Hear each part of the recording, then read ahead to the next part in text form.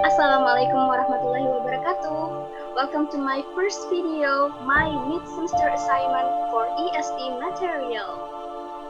Before we going to discuss our material, let me introduce myself.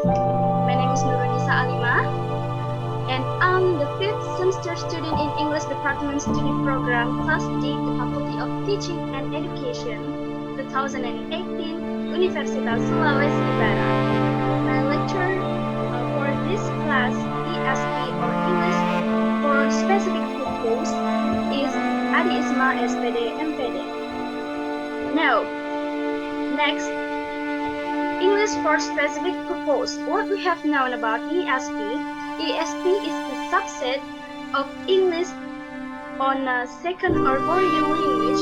It's usually refers to teaching the English language to university students or people already in employment with reference to the particular vocabulary and skills they have or they need. And so next is the origin of ESP. First is the demand of brand new world.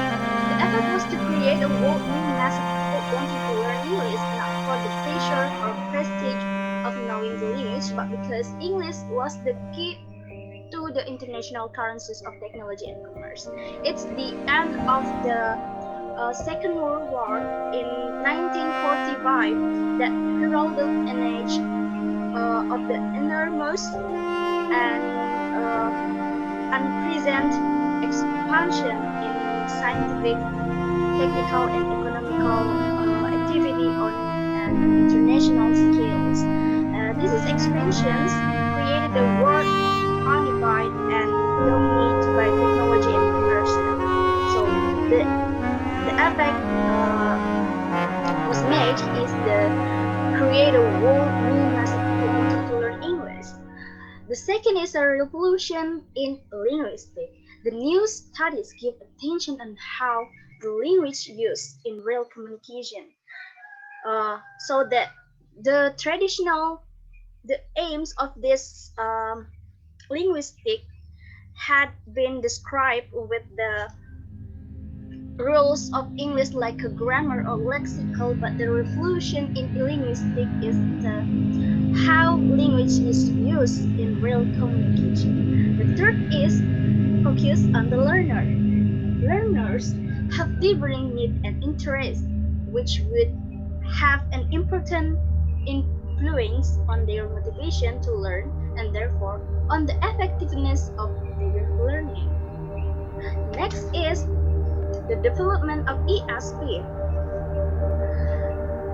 In 1960s, we have to know the concept of special language, like a register analysis. The concept of special language that is an analysis of the grammatical and lexical features of language and used for specific purposes in certain social settings. Yeah. The second is beyond the sentence rhetorical or discourse analysis in 1970s. It focused on understanding how sentences combine in discourse to produce meaning. The research concerned to identify organization patterns and in text to determine the linguistic ways this pattern used to signify. And the third is target situation analysis in 1980s. At this stage, we must pay attention on two things: thought process that underlie the strategy, the language use, and the focus on the interpretive strategies that underlie it. And then the last is learning-centered approach in recently. It's ESP pays more attention to language learning than language use. Attention means in register analysis and interpretive strategies, as in the skilled and strategy approach is actually direct towards the same goals. Yeah. And the next is ESP approach, not product.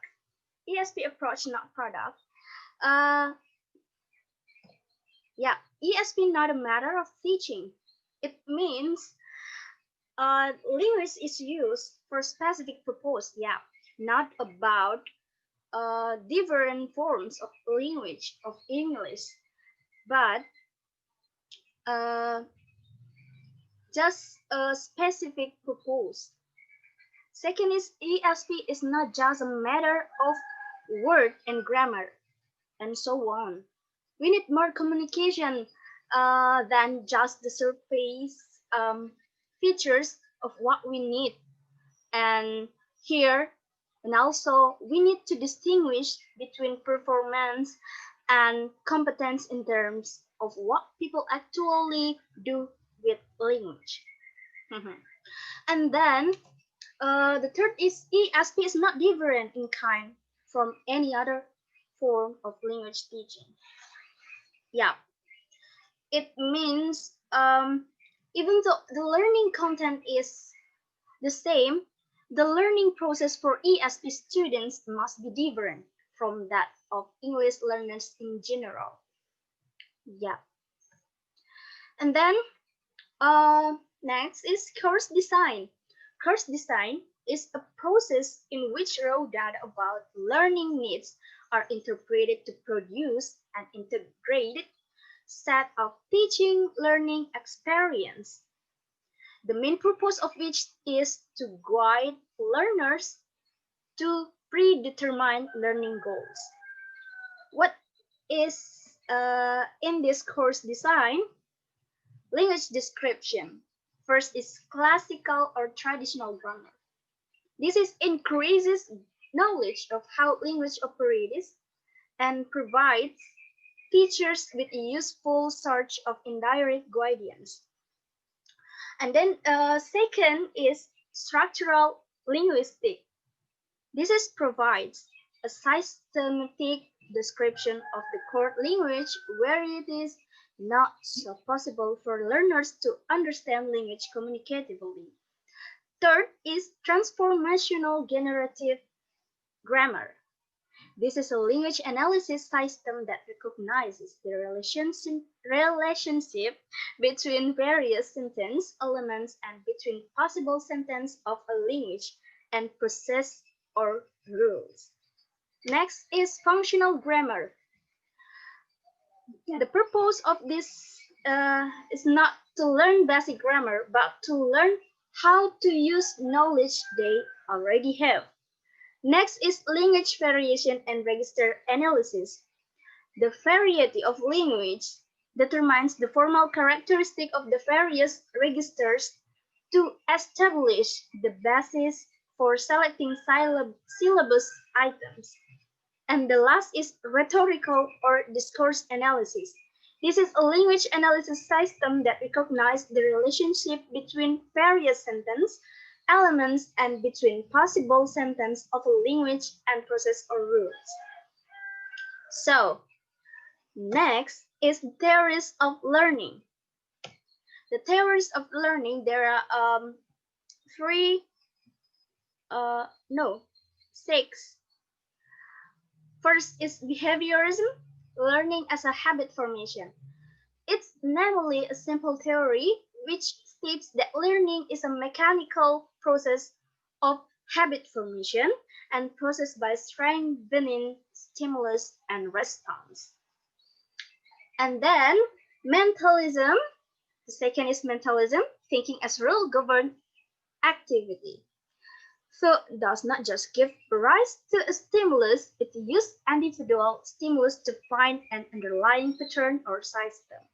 Third is cognitive code, the process of obtaining factual and empirical knowledge. Learning is a process in which learners actively try to understand data And learning can be said to occur when students have success in opposing some kind of meaningful interpretation or pattern on the data. Yeah. Next is affective factors. Students as emotional humans. Learning activities, especially language learning, are emotional experience, and feelings will influence learning motivation and become an important foundation for the success or failure of learning. Learning and acquisition. Next, learning is the occurrence of new behaviors or reinforcement of old behaviors as a result of experience both explicitly and implicitly. Meanwhile, language acquisition is a process that takes place in children's brains when they acquire their first language or their mother tongue. And the last is a model of learning. Learning models have the same meaning as approaches, strategies, or learning method in organizing learning experience to achieve learning goals. Okay, next is need analysis. What we need to consider in analyzing needs first is what are the target needs. This is what people need. The target means the students, what students need or what students need to learn and what the students need to do. Uh, and then the second is target or target needs. There are three. We have to pay attention in this. Necessities. In accordance with the demands of the target situation, this is what learners must know in order to function effectively in that situation. And the lacks. By examining the level of knowledge of students, we can understand the needs of students. There is a gap between existing skills and the target skills. And the last is wants. Judging from the objective assessment, the need is in everyone, but it's very likely that the views of learner will conflict with the perceptions of other interested parties, such as course designers, sponsors, and teachers. Okay, and the third is learning needs. We need to consider the goals on needs of the learning situation. And the last is analyzing learning needs. A framework for analyzing learning needs, such as why do learners take courses, how do students learning, what resources are available, like that. And then approaches to course design. Approaches to course design, we can identify three main types of course design, namely one, language-centered course design. The language-centered course design process aims to describe the direct possible relationship between the analysis of the target situation and the ESP course content. Second is skill-centered course design. Focus on students where the approach is centered on skills based on two basic principles, namely theoretical and pragmatic. And then the last is learning-centered approach. The learning approach is a basic concept that embodies, inspires, strengthens, and underlies the learning process involved. Okay.